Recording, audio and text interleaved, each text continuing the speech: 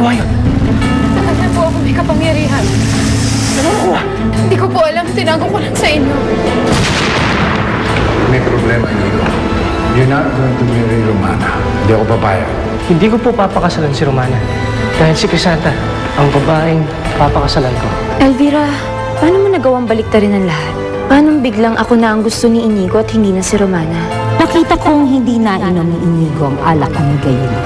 Kaya, nilaklitan ko siya.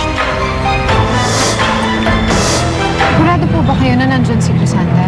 Oo. Doon namin siya hinatid ni Inigo kagabi. Ang sabi niya, dito raw muna siya makikitira. Saan punta ang anak mo? Baka pumunta na yun sa bahay ng mga Salcedo. Kailangan punta ako siya. Huwag kang pumunta doon. Magsumbong na lang tayo sa pulis. Siya si Melina. Siya ang kakambal ko. Walang awa siyang pinarusahan at pinagpapalala ni Roma. Si Itay. Hindi mo siya ama. Hindi ka si Crisanta. Ikaw si Melina. Ikaw ang kakambal ko.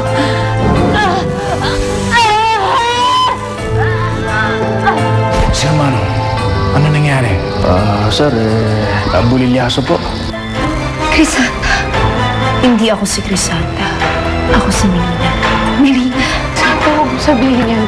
Hindi po ako magkapatid tayo. Sino yan?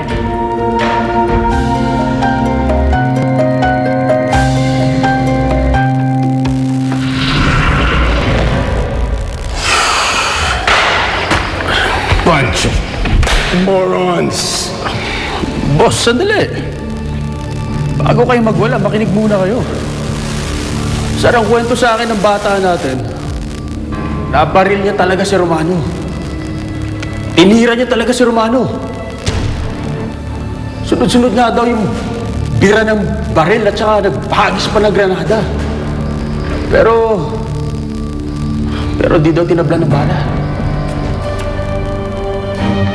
Ikaw ba dyan? Ellie? Eliseo, ikaw ba yan? Hindi lang kayo ang tanga. Pati ako, ginagawa niyong tanga! Boss, yun ang totoo. Masyadong madulas si Romano, parang isda. Mahirap dakmain. Baka dapat siguro pabayaan na lang natin. Hindi! Pabayaan. Hindi ako papayag.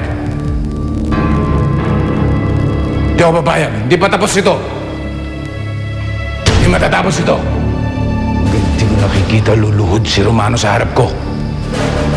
Papatayin ko siya. Papatayin ko si Romano. Gigilitin ko rin niya.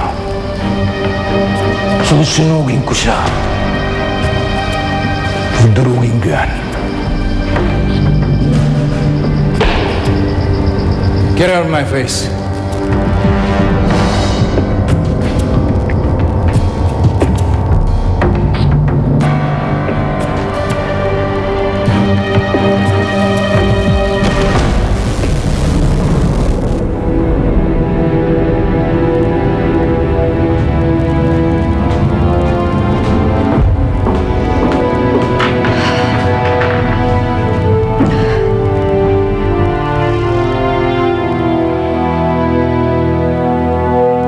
May kakaiba siyang ginagawa kay Crisanta. Ano kaya yun? Kailangan ko siyang mapigilan. Kailangan kong matulungan ang kapatid ko. Pero paano? Anong laban ko sa Elvirang yun? Pare, sigurado ka ba sa gagawin mo? Pare, malaking tao yung babanggain mo. Ano, matapang lang yan dahil walang taong naglalakas loob na isumbong siya sa may mga kapangyarihan. Eh, paano kung buweltahan ka niya uli? Nasa tama ako, Dindo. Pare, oo nga, pero malaking tao yan si Sir Federico. Siya ang ginagalang dito sa lugar na to. Eh, ano lang tayo? Pare, hamak na mangingisda lang tayo dito. At siya, kriminal. Siya ang dapat matakot at magtago. Hindi tayo. Alam mo, kapag nakuha ko ang panig ng mga pulis na to, malaki labang ko. Tara, sukan.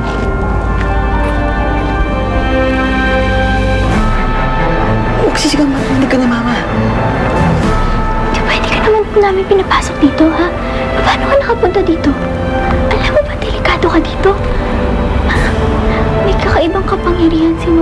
Elvira. Paano kung makita ka nun? Ina, tama na. Huwag kang magsalita. Nakita ko na mula dito sa bintana ang sinasabi mong kapangyarihan. Ellie, totoo naman, di ba? Mangkukulam si Ma'am Elvira. Kung ano man si Mama, wala na kayo doon. Pabayaan niyo na lang siya. Di pwede. Kapatid ko ang kasama niya. Eh baka kung ano-ano nang ginawa niya dun. Hindi pwedeng wala akong gawin. Tara na.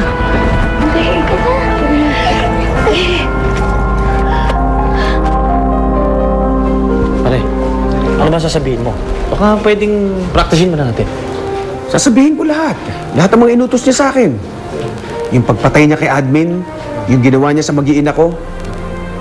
Lahat yon. Lahat ng baho niya ilalabas ko.